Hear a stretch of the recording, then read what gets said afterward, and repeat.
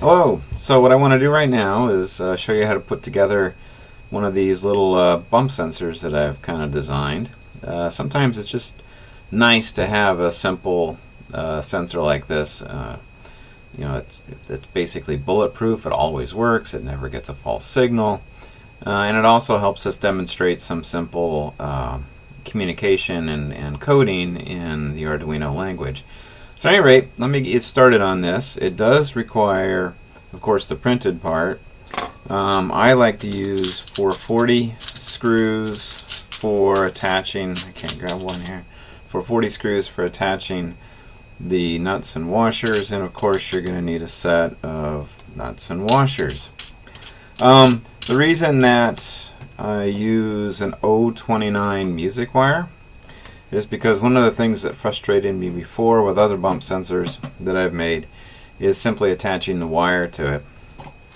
But an 029 wire is pretty nice because it fits pretty nicely on just any sort of standard Molex connector, so you can just plug it directly in. Okay, so to get started, you're going to need to take the 029 wire and you're going to need to make two different pieces. And you have to make them opposite of each other. So first thing you do, this is going to be difficult to do in front of a camera so you can see it, is I'm going to make the bend that's going to hold on to essentially the pin. Okay, and then I'm going to take and make a U-bend. Alright, so I've made this. And let's take and cut this one. Okay, so what I've done is just made one of these, the small pieces here that's hard to see. I'm going to make another. It's important to bend it in, oops, a little bit further with that, so it's more of a right angle. Bend it in the other direction that you did the first one. So the first one I bent away from me, it felt natural. This one I'm going to bend toward me.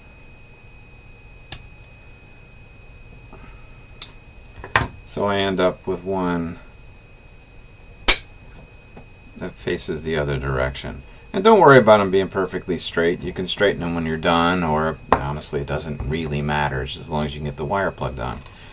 Okay, now I'm going to take a full length, a 12-inch piece, and you can make these any length you want. I just think about 6 inches is about right, so I'm going to cut it in half.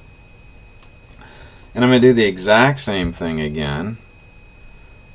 I'm going to take and make the pin bend,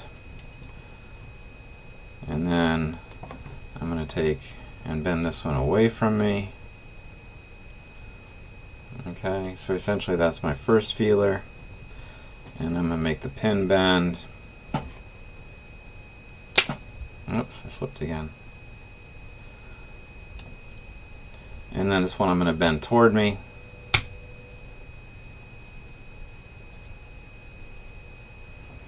Okay, and there you go. So now I've got my feelers. This one I did a pretty lousy job on. Again, it's hard to do because I'm holding this pretty far away from me so it would fit underneath the camera. And now I'm going to take and I'm going to set this 440 screw in here like this, and I'm going to take this one. No, I'm not. I'm going to take this one. Okay, so that the pin is in front. I'm going to set it there, grab a washer, a nut,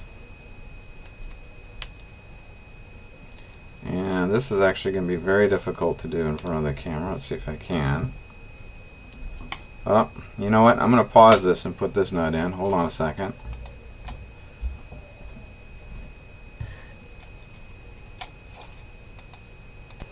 Okay, so I've got this first one on. Now I'm going to take and do the same thing on the outer edge.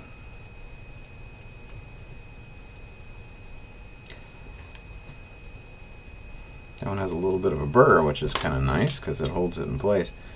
And then we're going to take, I don't think this matters too much because we just want to have the pin on there. And a washer. And a nut.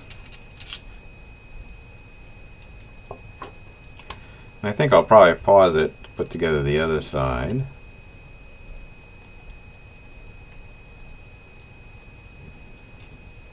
Okay. There you go. So now you can see, you can do some subtle bending if you need to get it just right, but this pin here, this plastic pin, should be holding it just away, so it doesn't take much force to go ahead and make contact. And then, like I said, you can then attach these directly onto these pins. Okay, let me go ahead and finish this side. Notice it is going to be, see, the pin is facing on the front. Okay, so if this is the front, it's going to be mounted like this. Okay, and I'll be right back. Okay, so now it's all put together. Okay, you can see it either way would work. And of course, this centerpiece will hold any of the other universal mounts that I've already posted and mount on there as well.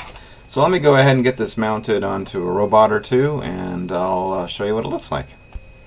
Okay, so here you can see it's mounted on the front of a Onebot, and I have two feelers that can protect the wheels in motion if I'm doing sumo or something along that line. Very simple, very effective. And this would be on the front of one of those relatively economical Chinese-made robots. So you can see the piece fits in either end. In fact, this one here with the rounded edges, they make one that has the slots.